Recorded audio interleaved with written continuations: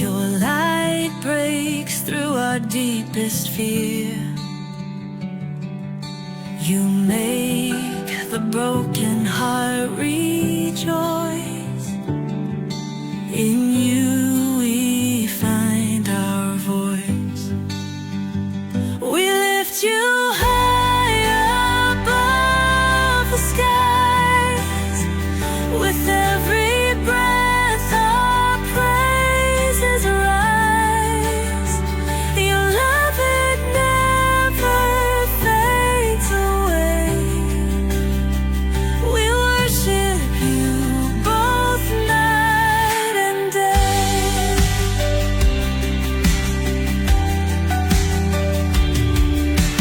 Chains are broken in your name. In you we are never the same. Your power flows like mighty streams, fulfilling all our dreams. We lift you high above the skies. With every breath our praises rise. Your love, it never fades away. We worship you both night and day.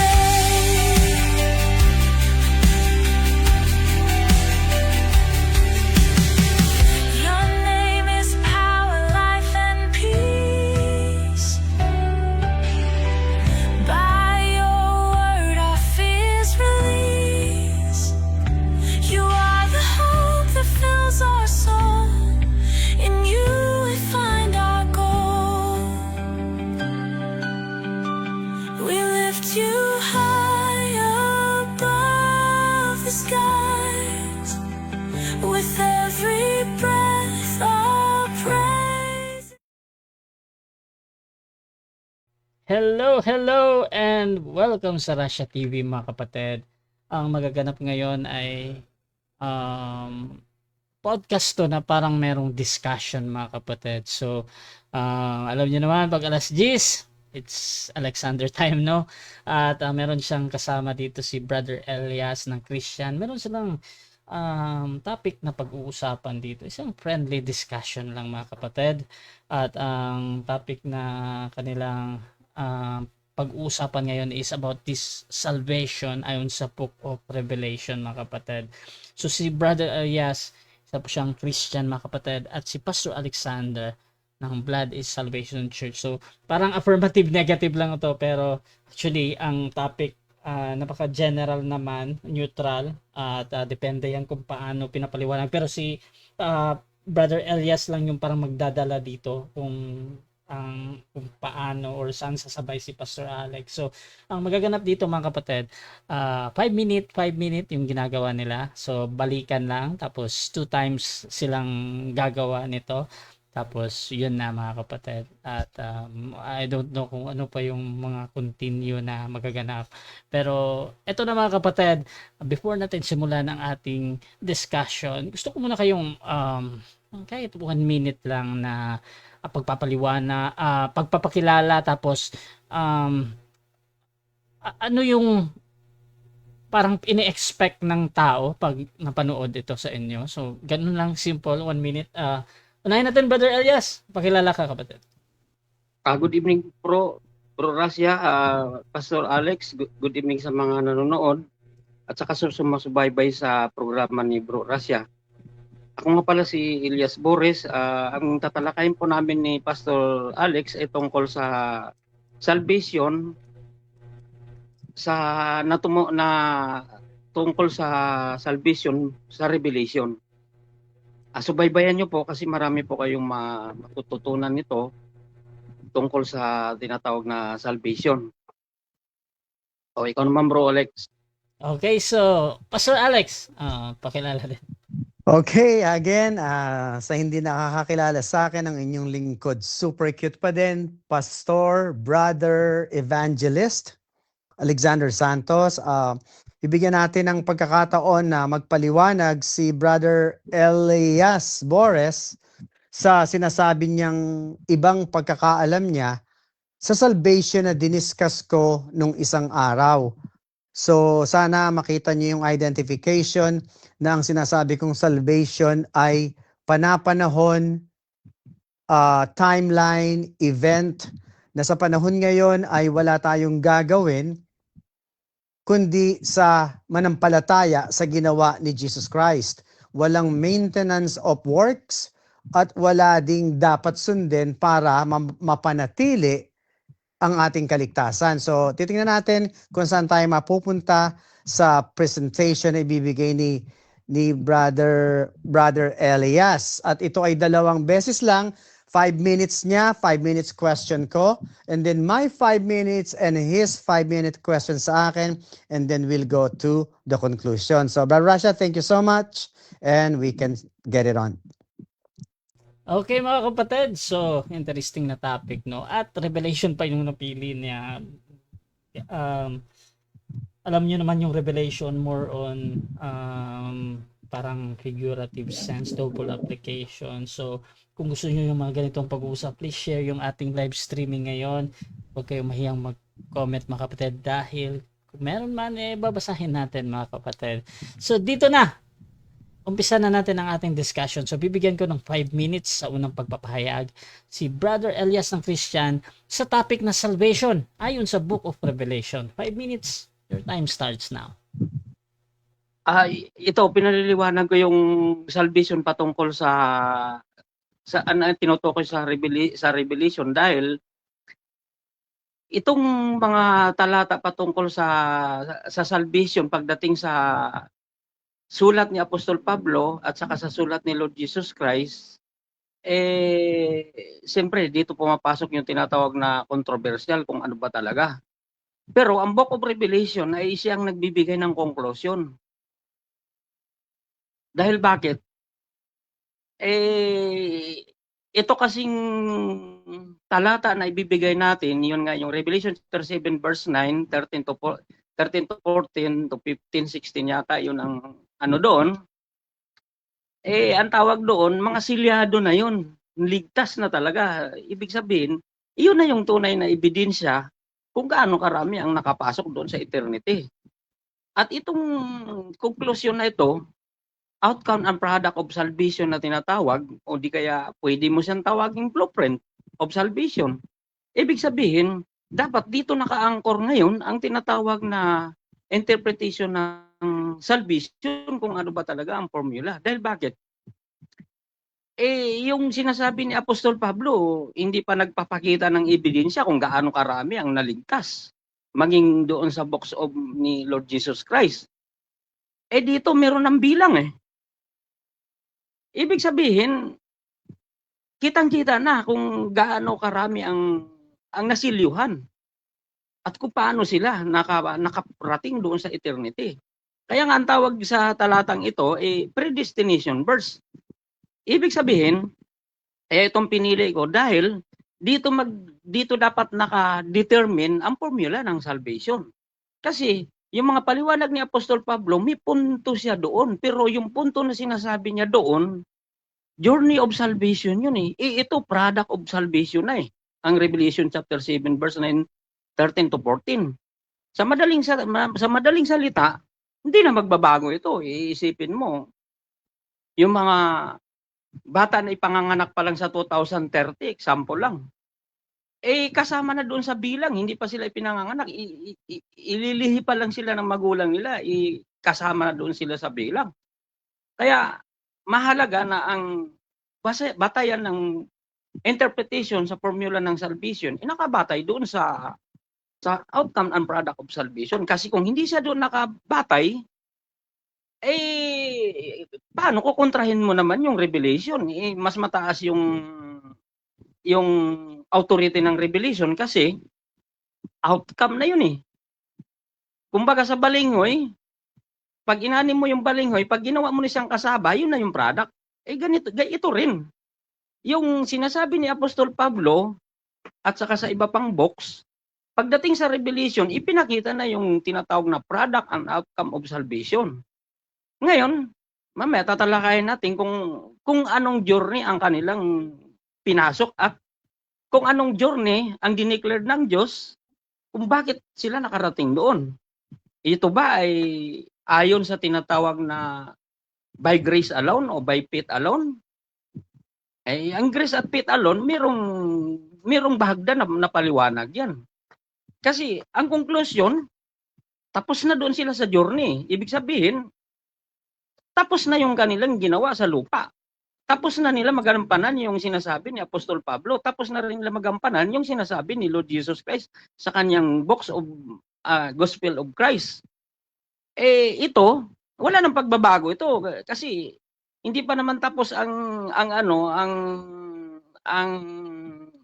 hindi pa naman nakompleto ang salvation, pero meron ng konklusyon. O ganun kaganda ang salita ng Diyos. Kasi siya nga ang tinatawag na Alpha and Omega, alam ng Diyos ang mula ngayon hanggang sa 2000, hanggang sa millennium, hanggang sa eternity. Ganun kaganda ang ipinapakita dito ng Diyos. Kaya dapat lang, advice ko lang sa mga nanonood at nag-interpret ng Bible, dito natin ibabatay ang formula ng ating salvation doon sa outcome and product of salvation. Kasi, conclusion na yun eh. Pag sinabing conclusion, hindi mo na pwedeng mabago yun kasi final na yun eh. Eh, ang sinasabi doon sa talata na yun eh, lahat ay galing sa tinatawag na Great Tribulation. Spiritual and literal. Depende sa dispensation of time. Kung hindi ka man naabutan ng tinatawag na physical tribulation, spiritual yan. Kaya nga may Pasensya na, nag-enjoy ako dun sa 5 minutes ha. Dako tayo sa 5 minutes na cross ito. Pastor Alex, proceed bro. Okay, sundan natin yung binasa mo na what do you call this? Verses. Revelation. Sa Revelation 7. Sinabi dito, and one of the elders, sa 13, one of the elders answered saying unto me, what are these which are arrayed in white robes? And whence came they? Saan nanggaling ang mga to? Future to ha, future event to. Ngayon, sa 14, and I said unto him, Sir, thou knowest. Sinabi niya, Lord, kayo ang nakakaalam. And he said to me, which is Jesus, these are they which came out of great tribulation and have washed their robes and made them white in the blood of the Lamb. So, sabi ni Jesus, ito yung mga taong nanggaling sa great tribulation at hinugasan nila ang kanilang kasuotan. Hinugasan daw nila ang kanilang kasuotan. So, ang question ko dito, meron si Jesus na siya ang naghugas ng robes ng tao. Sa Revelation din. Ngayon, dito, yung tao ang naghugas ng robes.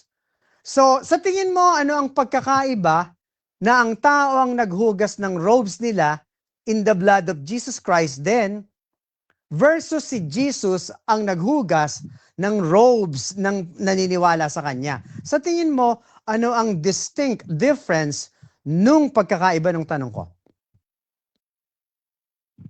Ang pinagkaiba nun bro, doon sa tanong mo bro, yung sila ang naghugas ng kanilang robes. Kasi batay sa talata na yan, faith plus obedience nga ang tawag yan eh. Dito naman sa si Lord Jesus Christ ang naghugas, siya kasi ang nagbayad ng kasalanan. Okay. So, hindi. 20 seconds lang ang sagot. So, ngayon, kasi 5 minutes lang to. So, doon sa sinabi mong siya nagbayad ng dugo nung hinugasan niya, so, ibig sabihin, nung binayaran niya, yung nanampalataya sa kanya, binayaran na niya ang kaluluwa nun at iyon ay naligtas sa paghuhugas niya. Tama ba?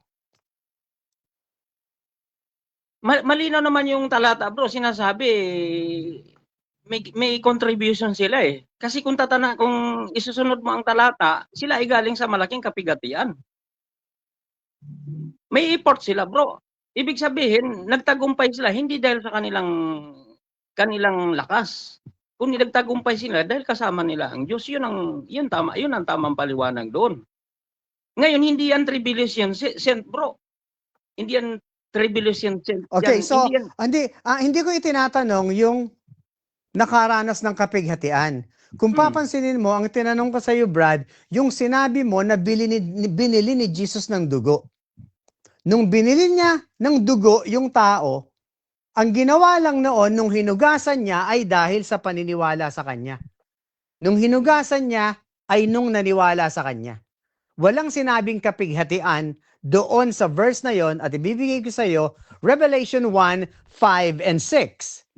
Pero dito sa Revelation 14, sila ang naghugas ng robes nila at pag itutuloy mo lang sa Revelation 14 verse 12, nakalagay doon ay they followed the commandments of God and the faith from Jesus Christ.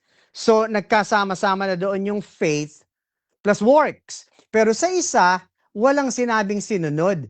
Si Jesus ang naghugas. Doon sa hinugasan ni Jesus, ano ang ginawa nila? Bakit sila hinugasan? sa panahon, bro, ng paglilinis ng kasalanan, siyempre wala namang ibang maghugas kundi ang dugo ni Lord Jesus Christ. Acceptance of faith and justification of sin yun. Objection muna. Objection lang, Brad, paki-intindi lang yung question ko na ang question ko ay ano ang ginawa ng mga tao? Bakit sila hinugasan ni Jesus Christ? Bakit siya binili ng dugo niya? Okay. I think Hindi ang naman- objection yung wait lang bro Elias. Gusto ko lang ang objection dito yung tanong na naghanap ito ng parang something reason. Pero Brother Alex, any reason will do sa moderator ha. So either Yeah. it follows or not. Brother Elias, I think nakuha mo na. Pwede mo nang sagutin. Ang ginawa nga nila, bro, nanampalataya para mahugasan sila. Kasi yun naman ang ipinaliwanag lang yun na nahugasan ng dugo, pero ang totoo nun, ang pananampalataya ang ang naglinis ng kanilang kasalanan. Yun ang pinupunto doon. So, okay. So, ano naman ang ginawa nung mga Wala. nandito sa Revelation 7 na sinabi mo na sila ang naghugas? Ano naman ang ginawa nila? Bakit sila tinanggap ni Jesus Christ? Kapag namumuhay ka bro, sa loob ng pananampalataya, hindi yan isang araw, hindi yan isang buwan, isang taon, kundi dekada yan. Doon, tugma doon ang sinasabi ni Lord Jesus Christ, ang mananatiling tapat hanggang wakas. Time. Yun yung 5 minutes time. Yun. Okay. So diyan Okay. nagtatapos ang first parang cross ito. So shoutout muna sa ating nasa live. Kay Emmy Alfonso, syempre nandyan lagi yan. Shoutout kay Brother Jeff T. Overtime na naman, sabi niya. At sabi dito, literal ba na bilang yung 144,000 tapos yung lalaking virgin, walang babae. Same sa stand ng MCGI na walang lalaki sa langit. At shoutout din kay Altea. Sabi niya, hi po, yung walang asawa yan, yung maliligtas. Meaning, wala po si Peter doon kasi may asawa siya. Hindi siya virgin kung literal ang pagtingin mo dyan. So, daw tayo sa ating first presentation. Pastor Alex, see. Okay. Kung papansinin mo, Brad, yung presentasyon na ibinigay mo ay Revelation 7. Okay? Yung Revelation 7, kung titingnan mo yung wordings na ginamit habang nagdi-discussion si John kay Jesus Christ, tinanong niya kung saan nanggaling yung mga tao na yon. But bago natin simulan yung ganyang question, sana maintindihan natin na ang Revelation ay Revelation. Nag-reveal si Jesus Christ kay Apostle John. Tinawag siya bilang God, tinawag niya si Apostle John para i-reveal yung nangyari noon, nangyayari sa kasalukuyan at future event.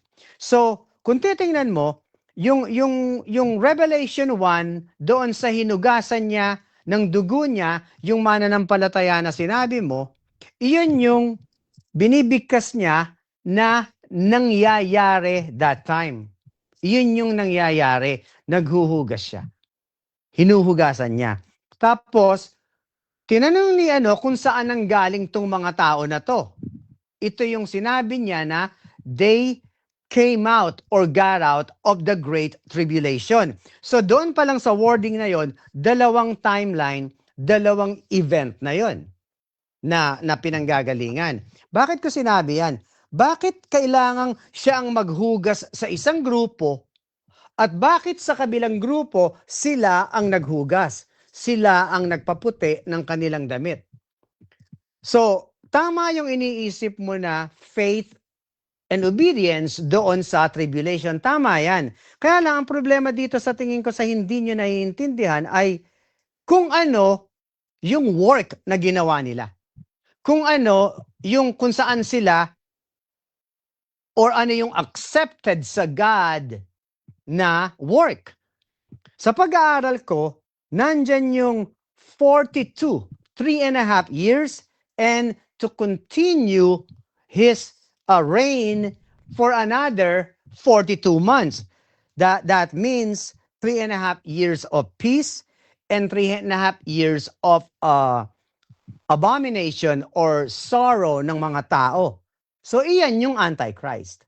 Iyan ang maghahari sa 7 years tribulation pagkatapos ng hinugasan ni Jesus Christ ng dugo niya yung mga faith believers na pumunta sa judgment seat of Christ na alam mo din. Ngayon, yung mga tao na naiwan, ang work na ginawa nila doon ay did not accept the mark of the beast. Yung paghahari ng Antichrist na ang event doon which is future ay if you don't have the mark onto your right hand and forehead, you cannot buy and sell. Hindi ka pwedeng pumasok sa public nang walang mark. Iyon yung event doon na kung sino man yung tumanggap noon ay diretso ang pagsamba sa Antichrist at diretso ang pagpunta nila sa impyerno. So, yung mga tao na nandoon sa got out of the great tribulation, yun yung mga tao na hindi tumanggap ng mark of the beast. So sana napag-aralan nyo yung 3.5 years and another 3.5 years of 70th week of Daniel. Napaka-importante niyan na ang Antichrist ay magre-reign for 1 week, which is 7 days equivalent to 7 years and divided into 3.5 years of peace pag sinabing niyang I can fix the world, and then after that 3.5 years of Antichrist reign. Pag nakita niyo yung sinasabi ko sa inyo, hindi kayo madideceive ng tinatawag na dispensation of salvation kasi judgment seat of Christ and great white throne judgment, 2 different timeline. So sana makuha nyo yan kasi importante na makuha nyo yung aral na yan dahil tayo ay nagbibigay ng aral, especially how to be saved sa panahon ngayon. Barbara, ready na ako. Dako tayo sa pagtatanong ng ating parang affirmative to Brother Elias. Proceed bro, 5 minutes. Pastor, yung great multitude ba, kumpleto na bang bilang nun? Hindi pa. Wala namang sinabing bilang doon. Ang sinabi, you cannot number them. Yan ang sinabi. So yung question na kumpleto na, it's incomplete. But it's multitude, you cannot number them. At iyan yung word na ginamit. At iyan ay future event doon sa mga tao na lumabas sa get out of tribulation. Ang bilang kasi ng population ngayon, 8 billion. Ang sinasabi sa Revelation, great multitude. Tugma ba yun kung magaganap ang tribulation sa taon na to? Yes, tugma yan kasi pag binase mo yung count mo dyan sa 8 billion na yan, it will be more than that pagdating sa Great Tribulation kasi may mga tao na hindi mo nabibilang na mga namatay na hindi kasama sa bilang or count na ginawa mo. So maraming ganyan, maraming abortion ngayon na ginagawa, maraming kung ano-anong ginagawa, so kasama sila doon. Marami. Hindi kasama yung na-abort, pastor, kasi nga, hindi naman tribulation pa eh. Ang tribulation na tinutukoy doon, pag nahayag na yung 7 years na tinutukoy mo, hindi pa nga kayo na-rapture eh. Eh, kung na-rapture kayo, wala nang 8 billion ang bilang. Okay, Ay, so, okay. sa makatuwid, Sige. sa makatuwid, may bilang siya. Hindi nga umabot ng trillion ang populasyon natin eh. Ngayon, paano masasabi na yung great multitude, iyon yung kabuuan na bilang ng ng tinatawag na future tribulation? Hindi, ganito yan. Kasi too much study will give you too much information. Kailangan, bago mo palawakin sa mundo, doon ka muna sa Bible. Maintindihan mo yung Jesus washed their robes. Dito, they wash their own robes. Bago ka pumunta sa numbers outside the counts, kasi masyadong vague yan, pumunta ka dito sa Bible, doon mo muna kunin ano ang pagkakaiba ng dalawa. At pag na-solve mo na yon, go outside of it. Kasi yun muna yung sinolve ko. Hindi yung 8 billion, 3 trillion. Hindi ko sinolve yan. Ang sinolve ko, bakit sila ang naghugas? Pero dito, bakit si Jesus? Then I found that it's two different timeline. Hindi ko na pinaliwanag bro ang yung paghugas kasi nga nasa eternity na sila eh. Ang obserbahan natin doon kung paano sila nakarating doon at anong journey ng life ang kanilang pinasok. Batay sa deklarasyon ng Diyos. Anong journey ang dinaanan ng great multitude? Anong sabi ng Bible doon? Okay, Saan galing? Ito ang sabi ng Bible. Ito ang sabi ng Bible, yung sinabi ko kanina, if you can analyze and understand what I have said, Book of Daniel, 70th week, yung 7 weeks na yon or 70th week ay 7 days, which is 7 years. Nasa Revelation yan, I don't know kung napag-aralan mo. Yung mga nakaligtas doon, yun yung great multitude na hindi nagpatatak ng mark of the beast. And then, hindi mo pwedeng sabihin ang count doon. Marami din yon, okay? Doon sila galing. Next question. Ang Book of Daniel, kapag binatay mo yung Revelation chapter 7, yung great multitude, tapos na ang lahat ng dispensation of time doon. Eternity na ang kanilang location eh, hindi na luluha, hindi na tatangis. Kaya hindi na usapin doon ang timeline kasi complete bilang na yun eh. Ngayon ang tanong, saan galing nga? 'Di ba sa Revelation? Hindi mali yan kasi hindi pa pinakikita doon yung the great white throne judgment eh. Kung titingnan mo, pinakita lang yung nakaligtas sa great tribulation. So wala pang binabanggit doon sa great white throne judgment kasi meron pang reign of Jesus Christ as king for 1,000 years. Kaya nga yung kings and priests na hinugasan niya, na naglingkod sa kanya, ay kasama niya sa second coming. So nasaan doon ang second coming? Nasaan doon? Baka hindi mo alam, Brad, ang second coming ay at the end of tribulation. Lilipulin niya yung mga kalaban niya, lahat kukunin niya yung mga buhay na naligtas. O di ganito na lang bro. Lalakbay na, pupunta na tayo doon sa eternity, natapos na lahat ng white throne judgment seat of Christ. Example lang, tapos na lahat yun, nandun na tayo sa eternity. Eh, ang sabi nga eh, kung saan galing yung lahat na nakapasok eh, nasilyado ng banal na espiritu eh. Kung ang deklarasyon ng Bible eh, faith plus work, ano ang formula ng salvation nun? Okay, ang formula ng salvation ay event by event. Kasi sabi ko nga sa iyo, nung Old Testament, kailangan pumatay ka ng hayop.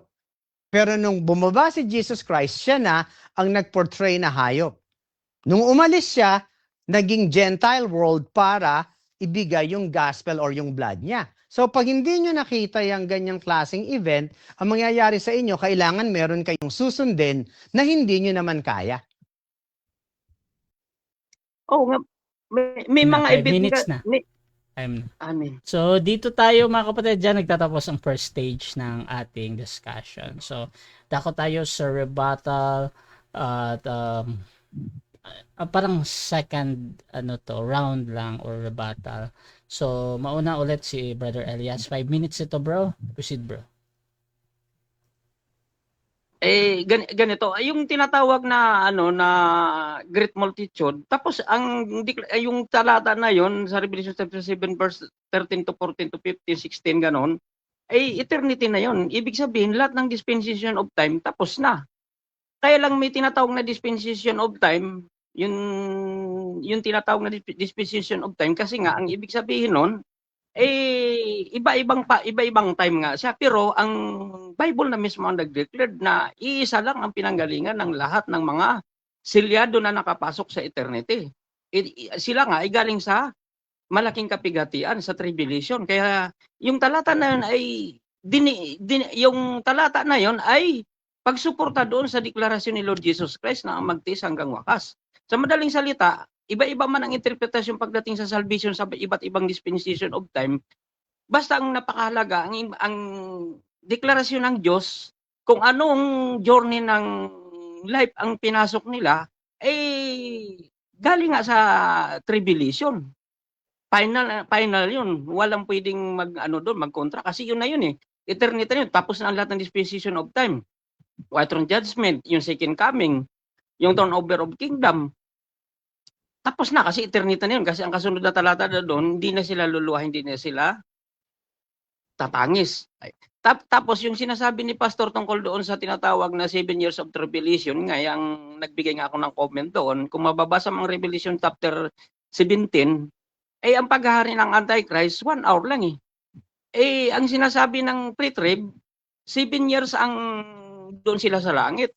Ang problema, ang ibinigay ng Diyos na timeline sa paghahari ng Antichrist 1 hour lang kahit basahin mo doon. Sinasabi nga doon, yung 10 bansa ay nagkaisa laban sa harlot. Yung harlot doon, yung Babylon na tinatawag. Ngayon, yun yung time na maghahari yung Antichrist. 1 hour lang kasi sa Matthew 24:17, paiksin ang panahon alang-alang sa mga hinirang. At nilinaw na ng Revelation kung ano yung pinaiksi. Hindi yung 7 years, kundi ang pinaiksi yung panunungkulan niya. Hindi naabot ng 3 years, kundi 1 year. Hindi naman tiruwirang sinabing 1 year, kundi 1 hour. Ngayon, sa ibang interpretasyon, less than 1 year. Ngayon, kung ibabatay mo yung timeline na yon sa panganganak, 9 months yun. Pero hindi ko sinabi na yun talaga. Pero yun lang ang batayan na hindi umabot ng 1 year. Sa madaling salita, tapos na ang 1 hour na paghahari ng Antichrist, yung na-rapture sa taas, na doon pa. Kaya, ibang topic yun. Pero ang tinutukoy ko dito, napakahalaga na ang deklarasyon ng Diyos. Kasi Diyos na mismo ang nag-declare nun. Lahat, walang nakarating sa eternity na hindi galing sa loob ng tribulation, kundi galing sa labas, kundi lahat ay galing sa loob. Ngayon, dahil galing lahat sa loob, ano ba naman ang halos lahat ng mga Bible scholar nagkaisa ng isang mananampalataya na galing sa tribulation, ang kanilang formula ng salvation ay faith plus work. Pero para sa akin, hindi faith plus work, kundi faith plus obedience. Ayon sa mga interpretation ng bawat pastor. Lahat ng Bible scholar, Bible theologian, sangayon sila sa ganun. Isinangayunan ng Diyos yung ganung klaseng formula ng salvation kasi siya na mismo nag-declared na lahat ng mga sealed ng Holy Spirit na nakapasok sa eternity galing sa tribulation. At may bilang yun, great multitude. Sa tao, great multitude yun. Pero sa kay Lord Jesus Christ, hindi great multitude ang tawag doon. Dahil bakit? Walang makakapasok sa eternity na hindi na italang ang pangalan niya sa aklat ng buhay. Kaya kay Lord Jesus Christ, may bilang para sa kanya yun. Sa tao, wala. Kaya sa madaling salita, siguro dapat dito ibatay ang formula ng salvation. Ngayon, kung may sinasabi man si Apostol Pablo patungkol doon sa mga works at kung ano-ano pa, may pinupunto si Apostol Pablo, pero hindi yun ang final na conclusion niya, na yun talaga ang formula ng salvation. Kasi ang revelation, lumipas na ang 30 years to eh. Mahigit na 30 years na nakalipas bago ibinigay ang revelation. Ibig sabihin, ang conclusion ng revelation, doon na sa eternity. Yung kumpleto na, lahat ng dispensation of time, ay tapos na. Tapos na yung 7 weeks of Daniel, yung paghahari ng Antichrist, yung white throne judgment, at kung ano-ano pang mga dispensation of time. Tapos na yun. Kaya, dahil kung matapos na ang lahat ng dispensation of time, dineclare na ng Diyos na lahat sila ay galing sa tribulation. Kung anong klaseng tribulation man yun, ay para sa akin, Dako tayo sa second cross ni Pastor Alex. Okay, nakalagay dito sa Revelation 13:5. 13:5 nakalagay, and there was given unto him a mouth speaking great things and blasphemies, and power was given unto him to continue 42 months. So, ang question ko sa iyo ay, I wanna be more specific sa sinasabi mo na 1 oras lang nagtagal yung Antichrist. Nakalagay dito, and there was given unto him a mouth of speaking great things and blasphemies, and power was given unto him to continue 42 months. Kaya sinabi ko sa iyo kanina, yung pag nag-declare ng peace and safety yung tao na to, ay peace on earth muna, dahil siya ay maghahari as tao. Tapos, after 3.5 years, papatayin siya, magkakaroon siya ng deadly wound. Nasa Revelation 13 din yun. Magkakaroon siya ng deadly wound sa head, sa right head, at sa right hand. Deadly wound means dead, mamamatay siya. Ngayon, doon papasok sa pag-aaral ko ang espiritu ni Lucifer. To continue 42 months. Speaking great things and blasphemies. Sino yung tao na to? Sino ang tao na to na binigyan ng power ng Diyos to continue 42 months, equivalent to 3.5 years? Sino to sa pag-aaral mo sa end times? yun nga yung hayop, the best. Siya yun. Siya yon. So ngayon, kung siya yon na sinasabi mo, ano ang ginawa niya sa mga tao? Dadayain niya. Gaano katagal niyang dinaya? 1 oras ba? O 3.5 years? Ganito kasi yan. Ang tinutukoy na hayop dyan, may kalaban yan eh. Kasi authority ang pinaglalabanan nila dyan eh, kung sino ang maghahari sa mundo eh. Hindi naman yung spiritual, kasama rin spiritual battle dyan, pero ang lantad nakita dyan, naglalaban sila kung sino talaga maghahari sa mundo. Eh ngayon, nakikita na ba natin naghahari? Sino ba naghahari ngayon? Okay, sinabi niya dito rin sa Revelation 13, nakalagay din dito na, and that no man might buy or sell, save he that had the mark. Walang makakapag-buy or sell doon, ligtas siya sa mundo na yon kung may markas siya ng mark of the beast, or the name of the beast, or the number of his name, which is 666. So, yung sinasabi mong kaaway na hayop, pero sinabi mo, dadayain yung mga tao. So, dalawa yung sinabi mo. So, alin doon yung tama? Dadayain yung tao na sinabi mo, o yung kakalabanin siya ng hayop? Alin doon?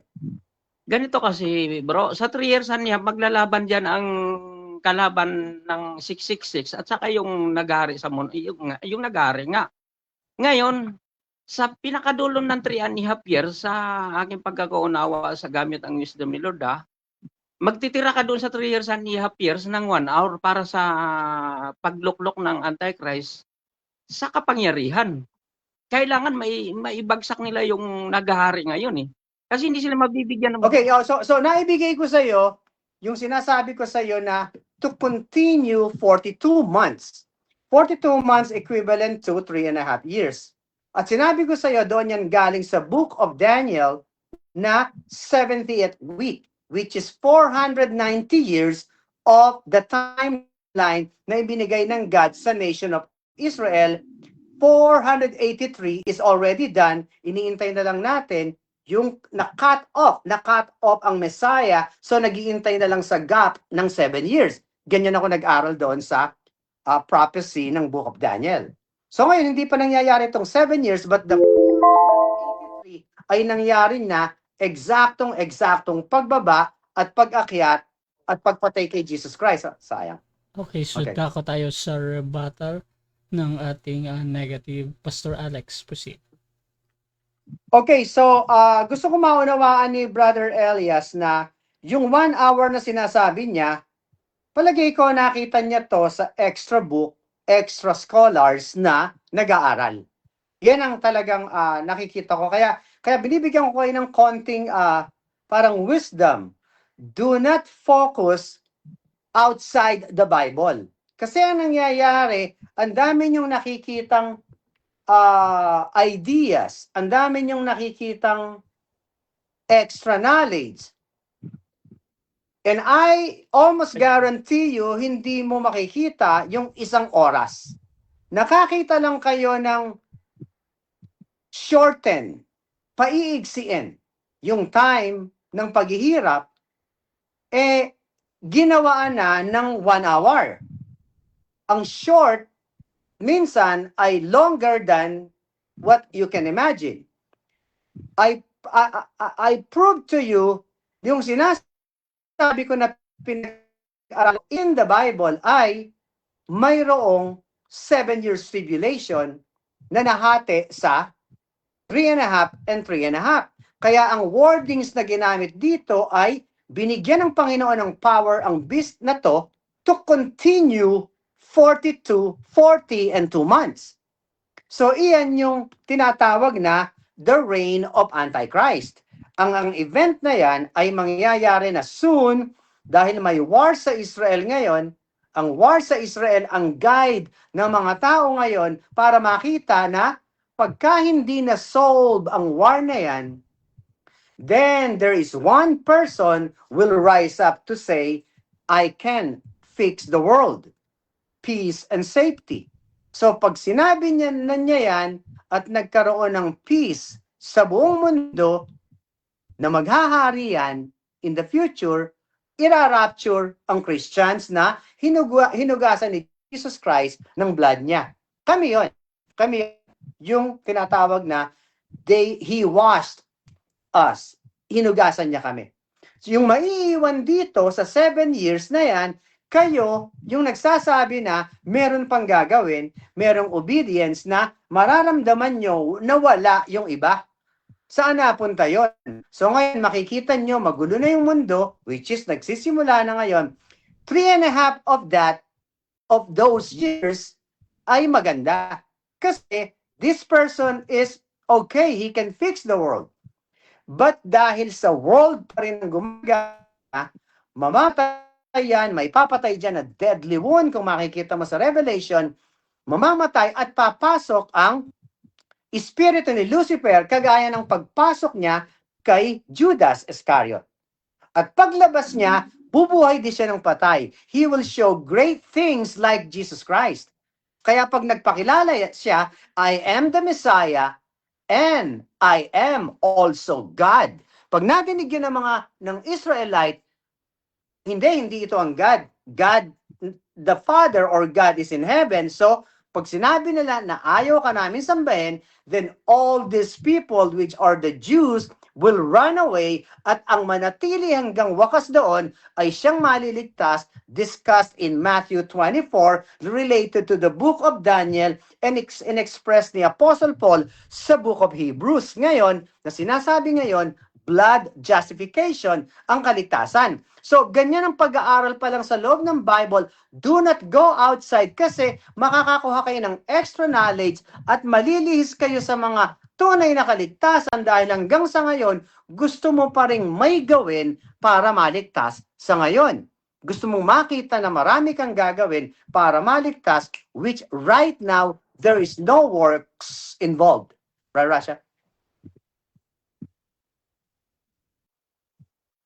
Okay, continue tayo sa question. Last part na lang ito.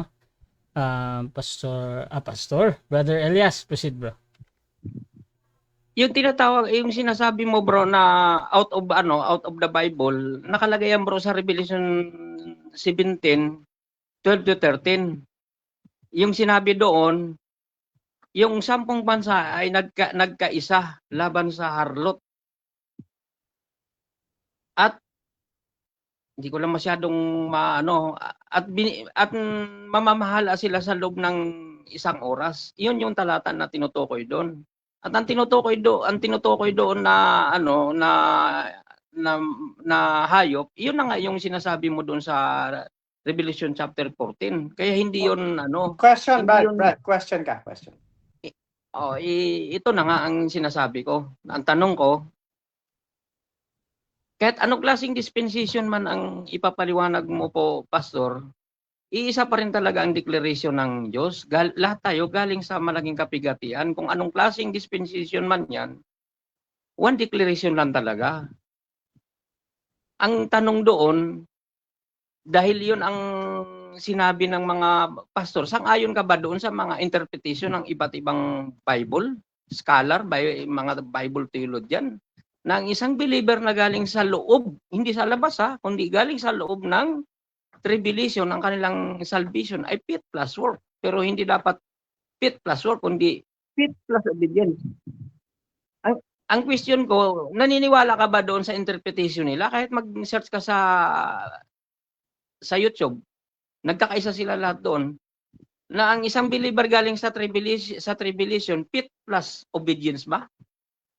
Hindi ako naniniwala doon. Yung binasa mong libro, iyon ay mga business organization na pasusunurin kayo sa bagay na faith plus obedience, pero kagaya ng tinanong ko sa iyo kanina, kaya ba nilang sundin? Kaya ba nilang mag-abide? And the answer is no, they cannot. Kaya kahit ikaw, tanungin mo sa sarili mo, yung itinuturo kong faith plus obedience, kaya ko kayang sundin? And I guarantee you, you will say no. So yung mga pinag-aaralan mo, mga pera-pera lang yung Brad. Next question. Hindi naman natin pwedeng pasinungalingan yung bro ng pastor ng deklarasyon ng Bible. Maaring pwede tayo mga tuwiran sa ganun, pero ang kaniyang deklarasyon hindi yun magbabago. Kaya ang tanong ko dito, paano natin, ang pwede na lang natin magawa, kaya nating i-align ang ating interpretation batay doon sa product and outcome of salvation na ang Diyos na mismo ang nag-declared. Yeah, kayang-kaya natin. Kaya nga, through dispensation of time, iba-iba ang sinasabi niyang kaligtasan. Iba-iba. Isa lang ang Diyos, pero through the timeline, in-explain niya kung paano maligtas sa pagpatay ng hayop, kung paano maligtas sa pagkahari niya, kung paano maligtas sa dugo niya, at kung paano makakaligtas pag hindi kayo tumanggap sa dugo. Yan ang naka-express sa Bible. Yung sinasabi mong faith plus obedience, pag yan ang sinunod, lahat sa impyerno. Lahat. Wala makakasunod dyan. Next question. Tama naman yung sinasabi mo na yun ang standard ng Bible. Pero interpretation natin yan Hindi naman mababago yung ng Bible yung standard niya Ang tayo, sumusunod lang tayo. Kung ang pagsunod naman si Lord naman ang magko-quality niyan, hindi naman tayo Kasi ang sabi nga sa Biblia, huwag tayo magtiwala sa tao. Yung tinutukoy na huwag magtiwala sa tao, kasama yung sarili natin doon na tinutukoy na huwag magtiwala, kundi kay Lord Jesus Christ lang. Sinang-ayunan na ni Lord Jesus Christ na ang salvation nga, ipit plus, yung galing sa tribulation, at ang interpretation nga, maging ikaw, may paliwanag ka rin, kailangan ng effort, dahil tribulation yun. Ang tanong doon, yun ba sasalungatin pa rin natin yung outcome and product of salvation? Kahit No, deklarasyon na? no, hindi natin sinasalungat. Ang iniiwasan lang natin, yung mga itinuturo natin na hindi rin natin kaya. Yan sinasabi ko sa iyo magtuturo kayo ng faith plus obedience, pag tinanong ko kayo yung ano yung susundin, yung sinabi ni Jesus Christ, pag tinanong ko sa inyo, kaya nyo ba? Sasabihin nyo, hindi. Pero itinuturo nyo, obedience, sumunod tayo, i-align natin. Okay, gusto kong i-align. Kaya mo ba? Ang sagot nyo, hindi rin. So, ba't kayo nagtuturo nang hindi nyo kaya? So, go to another, 5 minutes yun ang sinasabi ko. Okay, so I think yan na yung last part. Ano ba yung mangyayari nito? So, Closing na lang, mga 3 minutes, Brad. Ganun. okay, so kung meron tayong closing 3 minutes, mauna si Pastor dito. Tapos si Elias yung huli. Okay, so 3 minutes lang to, closing. In conclusion, kung papansin ninyo, ang ipinakikita ko sa inyo at panaliliwanag ko kay Brother Elias ay yung dispensation of time on how God deals with the group of people at the right timeline. Dinil niya ang law. Law was given to the nation of Israel. It was not given before. So Abraham believed God and it was counted to him as righteousness. Paano siya naligtas? By faith. 2 covenants were promised to Abraham. Ano yon? The father of many nations and the father of nation of Israel. Yung Bible na sinusunod mo ay sa nation of Israel. Sa nation of Israel na hindi sumusunod sa Panginoon.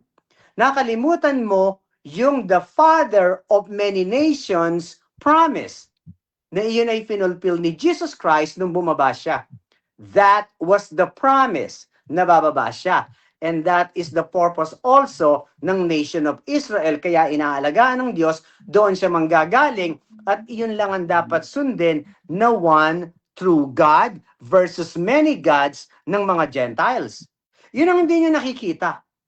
Kaya lumabas ang nation of Israel para kalabanin ng many gods. But even the nation of Israel was nakiki-intermingle, nakiki-join and worship the idols, especially the tribe of Dan, kung titingnan mo. So kung inaaral nyo lahat yan, makikita nyo ang dispensation kung paano sinesave ng Panginoon ang nation of Israel. Always sa end ng book, sila ay na-exile, yes, sila ay hindi sumusunod, but because of His promise to Abraham, niretain niya hanggang makita niya si Mary, na kinausap niya, ask a favor. Now here comes Jesus Christ. So nawala na yung blood, di ba? Pero yung promise was revealed. Nung mamatay siya, here comes Abraham, you will be the father of many nations by faith. Ano ngayon ang nangyayari? Many nations were saved through faith. Yun yung time ngayon. Pagkatapos nito, raptured, judgment seat of Christ, then people will experience 7 years tribulation na timeline again. Old Testament timeline, part of New Testament timeline, tribulation timeline, then end of the world millennial kingdom timeline. Ganun ang pag-aaral. I'm ready. Or I'm done. Last statement ng ating first speaker, Brother Elias, proceed bro. 3 minutes. Ang Mateo 24:13, kung paano ito interpret, ganito yon. Example, tinanggap mo ang pagiging Kristiyano sa edad na 20 at ang life of journey ay 90 90 years old. Yung between 20 to 90 years old, 70 years ang ibig sabihin nun. Yun yung tinatawag na to endure, yung magtiis hanggang wakas. Yun yung tamang interpretation doon. At yung Mateo 24:13, nag-effective na siya to simula pa nung dineclared ni Lord Jesus Christ. Dahil bakit? Yung Revelation chapter 7 verse 13 to 19, Revelation chapter 7, na yung galing sa tribulation, yun na yung kabuuang bilang. Kaya tugma yun doon sa sinasabi ni Lord Jesus Christ na ang magtiis hanggang wakas ay siyang mariligtas. May ano talaga. Kaya lang, ang ibig ko sabihin, hindi naman matatawag natin yun na sarili nating kasi nga, ang sabi nga ng Biblia, huwag kang magtiwala sa tao. Yung sinasabing huwag kang magtiwala sa tao, kabilang yung sarili natin. Nang ibig sabihin, yung gawa natin, bagamat gumagawa tayo, pero wag mo itiwala yung mo dahil doon kay Lord Jesus pa rin talaga. Kaya sa madaling salita, basta ang formula ng salvation doon nakabatay pa rin doon sa tinatawag na product and outcome of salvation. At yung great multitude na yun, hindi yun tumutukoy sa tinatawag na katuparan ng Mateo 24. Na great revelation, hindi yun, kundi yung kabuuan na yung bilang na nakalagay doon. Kaya iba-ibang disposition of time yun, dahil kabuuan na maging sina Abraham, nandoon na yun sa bilang na yun, kasi eternity na nga siya.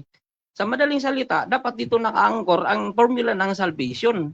Kasi kung importante yung tinatawag na grace, kasi pag grace kasi wala nang works Kaya yun ang pinakapundasyon wala nang works dahil grace. Kung yun ay importante na ganun nga talaga ang batayan, dapat binanggit doon kasi napaka-importante yun pero hindi binanggit Isa lang ang declaration, galing tayo lahat sa Great Tribulation. At yun nga, ang Great Tribulation, tinutukoy doon, split person obedience dapat. Kaya, dapat, sana naman, doon naka-anchor ang interpretation natin pagdating sa salvation. Kasi yung mga punto yun ng Apostol Pablo, wala namang pinakikita kung may outcome ang product na ng salvation. Wala pa Promise pa lang Pero ito yung Revelation chapter 7, na great multitude, product na Makikita mo na may bilang nga great multitude Pero sa tao, walang bilang yun. Pero kay Lord Jesus Christ, meron yun. Kasi nga, walang makakapasok sa eternity na hindi na ilagay ang pangalan sa aklat ng buhay. Kaya malinaw yun na talagang dapat dito siya naka-anchor. Kasi ito na yung... Okay, so dyan nagtatapos ang discussion natin mga kapatid. At i-end naman natin or should you continue? Bro, baka merong bigyan natin ng mga siguro mga another 15 minutes baka may nagtatanong sa labas or sa shout out natin. Okay. So, Kung meron mga 15 minutes questioning kung pwede. Okay, so ang question dito, siguro both side can answer at least gusto nyo 1 minute or more. Question dito, para ito kay for sure, kay Brother Elias. Literal ba na bilang yung 144,000? Pakisagot bro. Bro, literal yun. Kasi may merong siyang breakdown May breakdown siya Hindi naman total lang, ang binanggit niya total. Pero may breakdown siya 12 tribes Kaya literal yun. Okay. Pastor Alex?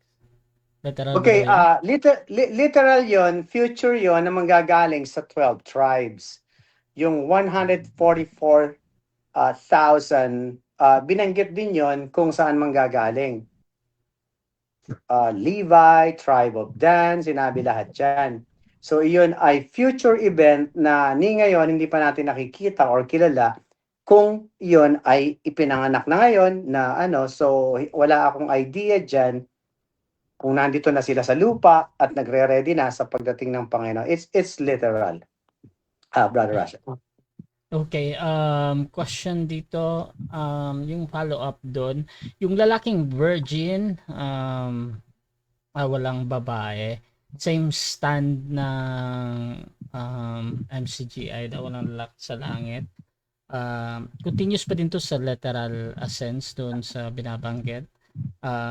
Brother Elias? para sa akin bro, ano yun, hindi naman literal talaga yun na ano, kasi una, yung five virgins na tinutukoy doon, illustration yun. Pero ang tinatawag na, kasi hindi, ang sinasabi nun, hindi na mag-aasawan eh. Hindi naman nilinaw kung sa ng Bible kung ang babae nag-i-exist pa, kung gagawin na lang ni Lord sa pagkabuhay na maguli, puro lalaki na lang, walang sinasabi pa na gano'n. Hindi pa siya ma-prove na wala nga. To help sa inyo mga pagsagot mga kapatid, yung talata na tinutukoy siguro dito, yung sinerge ko kasi sa Revelation 14 verse 4, yung 144,000, these are they that were not defiled with women, for they are virgins. Ito yung tinutukoy. So, ang pinaka-question dito, literal ba to o figurative? So, Bro Elias, may short ano ka pa? Ang tinutukoy diyan bro, yung nilinis ng dugo ni Lord Jesus Christ yan eh. Spiritual ang kahulugan niya bro. Kasi hindi sila nagkaroon ng ng kung gagawin mo siyang literal maaring meron siyang maganon, pero may pinili pa rin ang Diyos na pwedeng mapasama doon eh. Okay. Pastor Alex, Ang masasabi ko dyan kasi, yung tungkol doon pagdating sa langit, marami akong hindi masyado pang naiintindihan pagdating doon kung walang gender or meron. Pero mainly parang para sa akin wala nang gender kasi ang focus ay sa Diyos, hindi sa mga tao, at puro na lang tayo kasiyahan, walang problema, ganon. So sa verse na ibinigay mo naman dito, parang lumalabas dito ay wala lang silang experience sa babae dito sa lupa. At iba yung identification ng 12 virgins na to na walang experience sa lupa versus pagdating sa langit is, again, I cannot know, or I will just know when I get there. Yun ang sagot ko. okay. So, shoutout din kay Rodi Tolentino.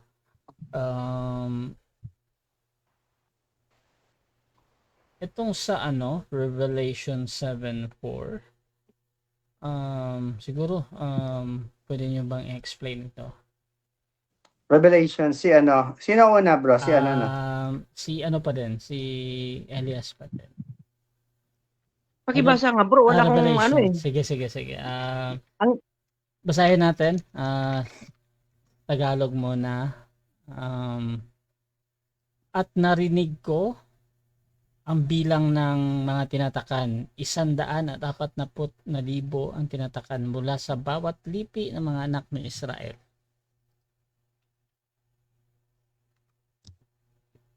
Yun ang sinasabi ng talata. Yes.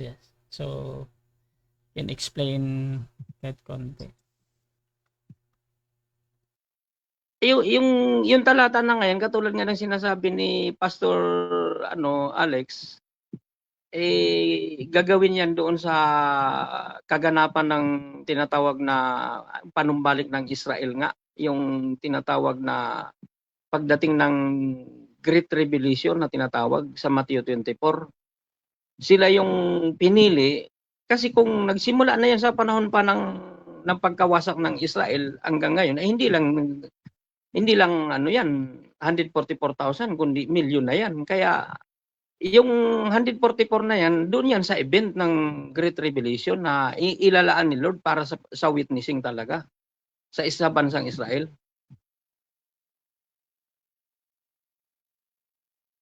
Okay, yeah, same answer. Ito na yung literal na gagamitin ng Panginoon na mag-minister after the rapture.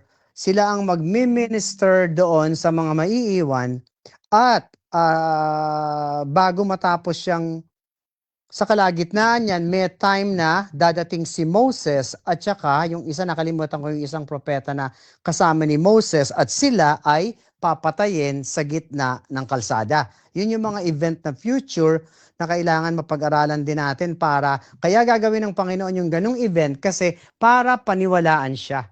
para makita na ito talaga ang tunay na God, ito ang dapat sambahin, at magwi-witness nga yung 12 tribes na virgin, ilan yun? 144,000. So, ganun pa rin. Pareho kami ni Brother Elias dun. Dadugtungan ko lang bro, no? Kasi sa panahon kasi na yun, may magpakakilala kasi na ibang Diyos eh. Siyempre, sila yung maninindigan dahil ipipilit nung Antichrist yung sarili niya eh. Siyempre, si Lord naman naglaan ng ganun karami. Divine authority ni Lord yun kung sino ang pipiliin niya. Kaya, yun ang ilalaan niya doon sa tinatawag na tribulation talaga. Ganun. Kasi may ibang Diyos na ipakikilala eh. Ganun.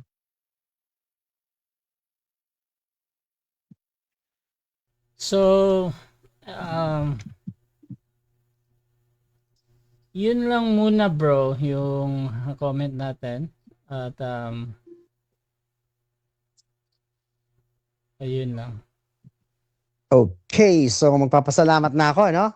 Yes bro. Salamat na ako. Yun, Brother Elias, maraming salamat at salamat din sa huling sinabi mo na mayroong maghahari na magdi-deceive, na magpapanggap na Diyos, the Messiah. Ayun yung sinasabi ko kanina, na magko-continue, bibigyan ng pagkakataon ng Panginoon na maghari kasi iyon ang part of the prophecy na gagawin niya. So, bukas, Brother Rasha, pwede ba tayo? Mag-ano ako ng topic na challenge ko din si Brother, ewan ko kung pastor siya, na si Jephthy, kasi nakalaban ko na to. Interesado ako sa knowledge niya na mga pinipresent niya. Gusto ko lang maging negative pagdating sa salvation kasi isa rin siya sa may gagawin para maligtas. Patutunayan ko lang sa inyo na ang inuutos niya ay hindi niya kayang sundin din. Brother Rasha, paki-offer sa kanya yung challenge ko na patutunayan ko na yung pinasusunod niya, inuutos niya sa mga tao ay hindi niya kaya. Kaya nga doon nga pumapasok sa naik ko kay Brother Elias na hindi ko sinasabing siya, yung mga biktima dito ay sumusunod, nag-aaral, pero pagdating na sila na ang owner ng church, makikita nila, lumalabas doon ay mga pera lang. So, maraming salamat. Bukas, i-discuss ko sa inyo ang sin of the world versus sin of the flesh. Sin of the world versus sin of the flesh. Sa mga nagtuturo ngayon kagaya ni Brother Jephthy, pinagsasama nila yung sin na yan na isa lang. Pero bibigyan ko kayo ng identification, which is which, the significant ng dalawang salita na yun, parehong sin of the world and sin of the flesh, magkaiba yan when it comes to salvation. So may God bless us all. Brother Elias, maraming salamat. Brother Rasha, 10 p.m. again tomorrow. Okay. At bro Elias, pasalamat na lang. Ako nagpapasalamat din sa iyo Bro Rasya at sa kay Lord na ibinigay na pagkakataon para matalakay ang bagay na ito. Ngayon, nananawagan din ako sa mga listener kung halimbawa meron silang gusto ipatalakay na pagtatalakayin namin ni Pastor Alex, pwede naman kayo mag-request siguro. Tapos pag-usapan na lang namin to ni Bro Alex kung paano talakayin. Ngayon, doon sa mga interesado kayo ng mga topic, siguro nawa nakatulong ito yung paliwanag ni Pastor Alex at saka yung paliwanag natin na true biblical kasi mahirap naman kasi gumawa-gawa ng bagamat ang interpretation magkakaiba pero nakabatay pa rin siya sa Bible, kaya kayo na rin ang maghusga kung ano ang tama at mali. Pero doon sa paglalatag ng Biblia, pwede kayo magkakaroon ng konklusyon doon kasi may wisdom naman na ibinibigay sa inyo si Lord eh. O sige, yun lang. Nagpapasalamat ako sa lahat ng mga listener. Mag-request lang kayo sa mga viewer kung anong topic ang tatalakayin namin ni Pastor Alex. Good evening at maraming salamat. Yun lang po, Brother Rasya. Okay. Bro, yung GCash mo ba pareho pa rin? Pareho pa rin yung GCash mo? Yes, Number, yes, Pastor. paki ano lang dito kasi natatabunan eh. Padadala ko sa iyo mamaya. Padadala ko sa iyo mamaya ha. At ano, malate lang. Ako Okay. bukas na, wala akong gikas eh. Okay, thank you mga bro ha. So, mga bro, please sa ating mga nasa live, sa mga nagpuyat kasi 11:26 na ngayon. So, please mga kapatid, support these two gentlemen here. Kung gusto nyong magsuri sa kanilang faith, you can follow sa kanilang dalawa dahil meron din silang mga content. At syempre mga kapatid, paki-follow na din ako dahil dito ako laging nagla-live at 10 PM. Again, Pastor Alexander Santos yan. Bukas daw meron pa. At dito din kay Brother Elias. Tingnan natin kung ano pa yung susunod niya na mga discussion. So maraming salamat. This is Admin Russia ng Russia TV and we're out.